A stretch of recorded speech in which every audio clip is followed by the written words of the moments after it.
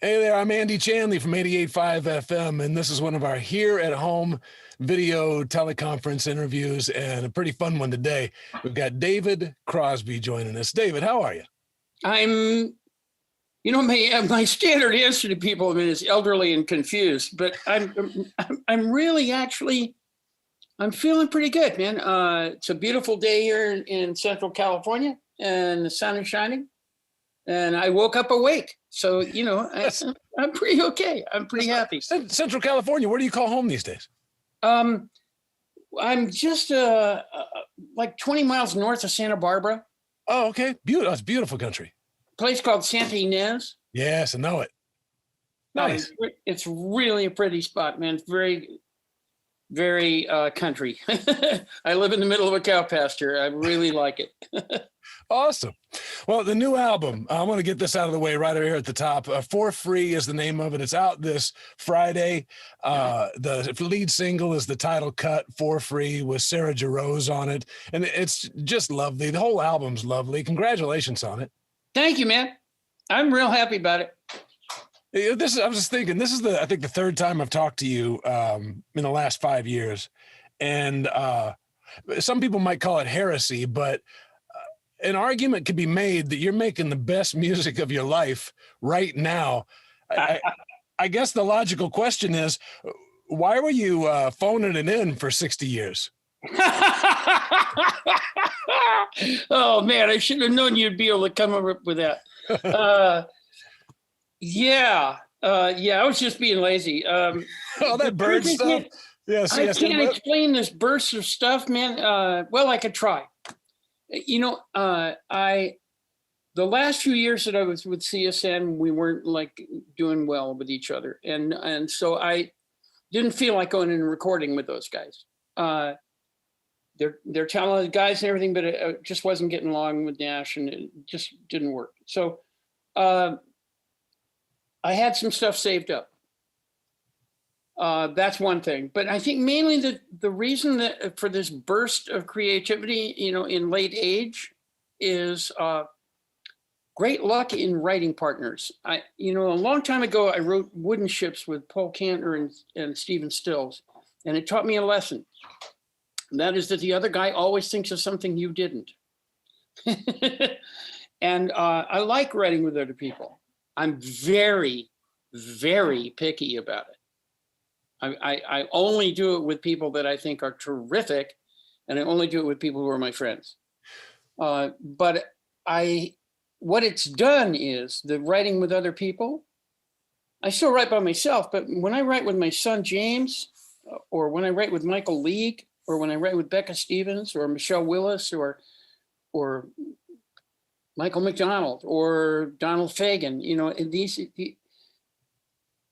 what happens, man, is there's a multiplication of effort, a wonderful widening of the possibilities, and I think it's, lengthened my useful life as a songwriter by probably 10, 15 years. I think it's a good measure of what a lucky motherfucker I am. Excuse me. Let me read. You can leave that out. This is on the internet. Anything goes. Okay. I am terrifically lucky, man, to be writing with the people I've written with, and to be feeling as good as I feel about music. I'll tell you something, and this is kind of hippie and a little cosmic, and you can laugh if you want. I think times are pretty hard in the world right now. I don't think the world's a real kind and lovely place. I think music is a lifting force. I think it makes things better, makes people feel better. It's the only contribution I can make, and it's a good one. So in the time that I've got, and God knows how much time I got, man, I'm old, okay? I got maybe 2 weeks or 10 years. We don't know, but however much time I got, the significant fact about it isn't how long it is, it's what I do with it, So I got this time, and I'm here, and I feel good. So I'm just making music as fast as I can. Well, I think it speaks to, the chops that you have, all these years making music, that you're in a place, you're self-actualized, where you can accept the offering that a collaborator makes and say yes, and let's do this with the song and these other things, and be open to and not so precious with ideas, that you're open to those things. I would imagine that having that ability in your quiver makes things a little easier to be creative. And like you said, working with your son, James Raymond, I would imagine that all of that comes together as a recipe to, it's a family thing. It's a joyous thing that you get to do. It is a joyous thing and it is a family thing, but it's really goddamn unusual. The level that he takes it to, man. Now, he was pretty damn good right away. When we tried, our first try was Morrison, that song Morrison. And it was a really good song, man. This record, the best song on the record is I Won't Stay for Long. And James wrote it. I didn't write it. He wrote it. Last track on the record. When I sing it, I've had, again, it sounds funny, man, but I've had several, not one or two, several friends of mine call me up crying after they listen to that song. So I figure if it does its job, which is make you feel something, right? That's my gig. I'm the luckiest guy on the planet. And I figure that, a big part of the luck is the people. It's James. He's a fantastic producer. That record sounds good. My voice sounds good. The recording is excellent. The mix is excellent. It really does. Where it's due. He's really doing a great job. So does Michael League. When I do the Lighthouse Band, Michael League does a really good job. He's a really brilliant musician and a great composer. Becca Stevens, same thing. Incredible writer. Michelle Willis, great writer, man. Really good. Michael McDonald, pretty obviously a great writer. He's all right. Donald Fagen, one half of the best writing team in pop music. Sure. Ridiculous. Steely Dan's always been, Beatles was my first favorite band, right? And until there wasn't any Beatles. Then there was Steely Dan, and Steely Dan has been my favorite band ever since, just because of the quality level of the music. Oh my God, right out of the chute with Can't Buy a Thrill, which is, can you imagine having that as your debut album? Any band would kill to have that as the pinnacle of their career, but that's out of the chute. That was the beginning. Yeah. That and Ricky Don't Lose That Number. Yeah. Yeah. If that's where you start, good Lord, Let's start. Asia just killed me. Asia and Gaucho, two of my favorite records of life. Oh yeah. Yeah. I've seen them so many times live. It's just an incredible band. Well, I'll tell you a story. I'll tell you a quick story. They played here, right? And the top three guys in their road management team now are all guys that used to work for me. So I get in and easy. I'm at their sound check, right? And Donald's found out from one of those guys that I used to sing Home at Last. So he says, "Hey, Crosby, you sing Home at Last?" I said, "Well, I used to." He says, "Yeah, why don't you sing it tonight?" I said, "No." And the band starts laughing, right? Because nobody says no to Donald, right? I said, "No." He says, "Why not?" I said, "Because I'm chicken." The band's now laughing hard. I don't want to sing your song in front of you. I haven't sung it in 10 years. Don't know what I'm doing. I'm scared to do it. I'll sing the choruses with the girls. That's it. And so he says, "What do I got to do? Learn wooden ships?" So now I know he's fucking with me, which means he likes me. Okay. So later that night, like 1 o'clock in the morning, which is 4 o'clock, a couple of nights later, 4 o'clock in the morning, New York time, I get this text saying, "Hey, Wooden Ships is a great goddamn song. I'm going to get the girls and the band to learn it." Now I think he's definitely fucking with me. I sent him a text saying, "Bullshit." He says, "Not bullshit. Come to the Beacon in New York and we'll do it." I did, and we did. And we nearly did structural damage to the building. The audience went batshit. Absolutely batshit. Because, I mean, can you imagine Steely Dan playing Wooden Ships? They killed it. Oh, I'm sure. John played everything that Still's ever thought of, and then a little notch further just to show he could, It was unbelievable, band. Unbelievable night. We did it. It was so much fun, man. We did it again the next night. Let's see if we can find a bootleg of that somewhere. Oh, it's around. It's up on the net. You can find it. It was really fun. Right after this, I'm going to go look for that. Yeah. I wanted to ask you the song that you do with Sarah Jarosz, the Joni Mitchell song from the Ladies of the Canyon album, the Joni Mitchell Ladies of the Canyon LP from 1970. It's a song you've done over the years. But I was just thinking about this. Ladies of the Canyon, it's kind of funny. That album seemed to me like it was a love letter to Crosby, Stills, Nash and Young. She did Woodstock on there that she wrote from your recollections of being at Woodstock, even though she never made it there. Circle Game as a response to Neil's Sugar Mountain. Willie, supposedly about Graham, William Nash, and so forth. Oh, definitely that was for Graham. But now, in a way, this kind of seems like your love letter back to Joni. It's like a time loop that's being closed. Well, in a sense it is, man. I think Joni's the best of us. I think she's the best singer-songwriter alive. Straight up. I think she's as good a poet as Bob and 10 times the musician and singer that Bob is. And now I'm a friend of Bob's and I love him, okay? And I think he's a genius. But I think she surpasses him musically vastly. Okay, so I think she's the best. I love that song. It's one of the simplest songs she ever did. I love that song because of what it says. And what happened, man, is I'd been listening to Sarah Jarosz's record, Life on the Ground, which is killer good. Yeah. I mean, killer good record. And I just couldn't stand it. I called her up and I said, listen, Sarah, I don't really know you, but I just love how you're singing. It's just making me crazy. I want to sing something with you. I said, I don't have a place for it. I don't have a song picked. I don't know what I'm doing here. There's no project. I just want to sing with you, just for fun. And she said, okay, that's a deal. I thought she was going to say no, like you did to Donald Fagen. No. She was totally into it. I said, so what do we sing? She said, I don't know. I said, well, how about Joni's for Free? She said, I love that song.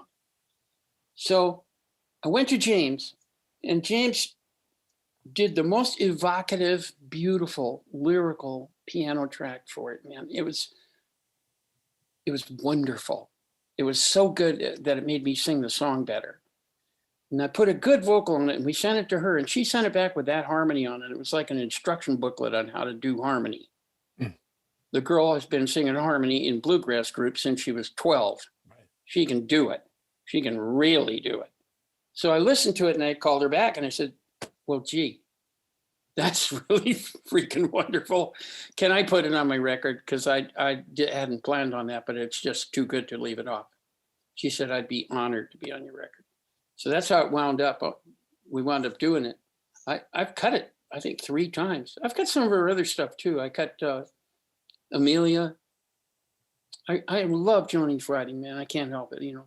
Yeah. Most of her really complex stuff, it's over my head. I don't think I could deliver it. You know, River and Coyote and stuff. Those are women's songs, and they got to be sung by a really good woman. You know who does her stuff really great is Aoife O'Donovan. Boy, does she sing that stuff great. I'll have to check that out. I got a question I want to ask you that I ask pretty much everybody I talk to, because I think it's a window into the soul, and I've gotten some pretty good stories. But just curious, tell me about your first guitar. My first guitar was a guitar my brother gave me. It was a Stella. It wasn't very good, but it was mine. And it introduced me to the joy of, you know, playing. God bless my brother. He had gotten a better guitar, so he gave me his old one. That's how it happened. Nice. Hand me down. Mm-hmm. You still have it? No, that was long ago. I was like 15 or something. 80 years old next month. The guns, the booze, the drugs, the rock and roll, the livers. I mean, when you look back, you're eyeing 80 with relative vitality and health, and you're making meaningful music, maybe some of the most meaningful music of your life. What are your thoughts on this? You know, I wish I could explain it for you, man. I wish there were a formula that other, people could find. I don't fully understand it. I do know that if I have the opportunity and I can do some good, then that's what I got to do with my time. And I'm doing it the best I can. And I've made 4, now 5 records in what, 6 years? That's doing pretty good. I don't know anybody else doing that. It's pretty prolific. Certainly none of my ex-compatriots. And I think it's the best thing I can do, man. I think it's the highest purpose I can put my time and my life and my talent to, is making more music. Really good though. It's got to be really good. It's got to be with really good people. Can't be half-ass. But if I can make some more good music, and I think I'm doing the right thing, I'm really happy about it. Believe me, I really am. What do you think you would be doing if music didn't exist? What would you have done for a vocation? I've thought about that a lot. I think a history teacher. Modern history of the last 100 years. Really? Yeah. I like kids. I love kids, and I love that moment when you're explaining something to somebody and it clicks and they go, "Oh, you mean it's a..." I love that moment. I really love it. And especially with young people, when you're explaining something to them and they go, "Oh, okay." That's a great moment. It's a worthy thing to put your life to.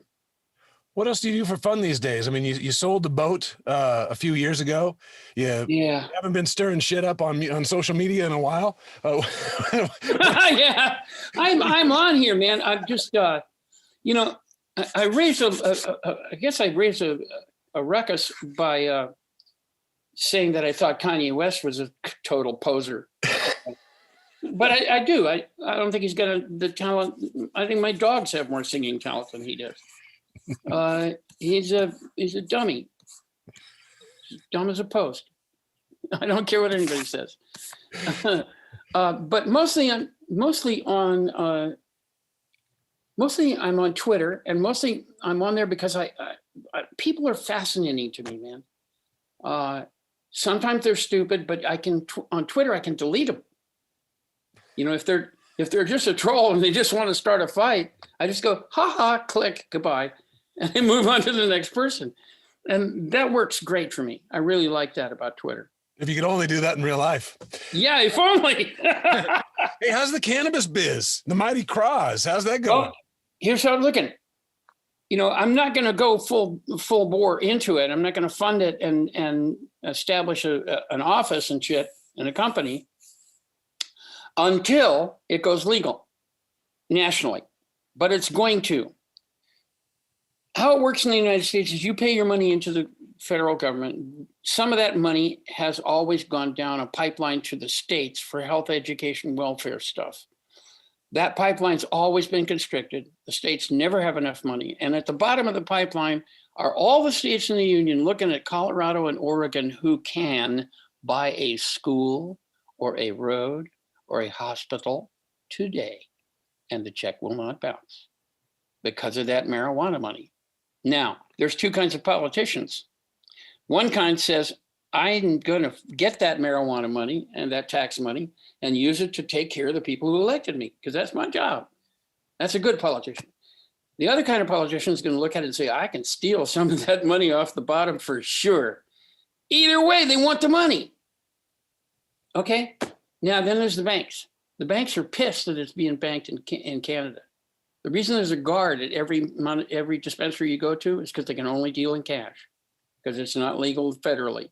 When it goes legal federally, then we can bank it in the United States. And the banks in the United States know that it's billions of dollars, Canopy and company, you know? Yeah, billions. Yeah. So they want that money in the United States. Those pressures will make it legal in the United States.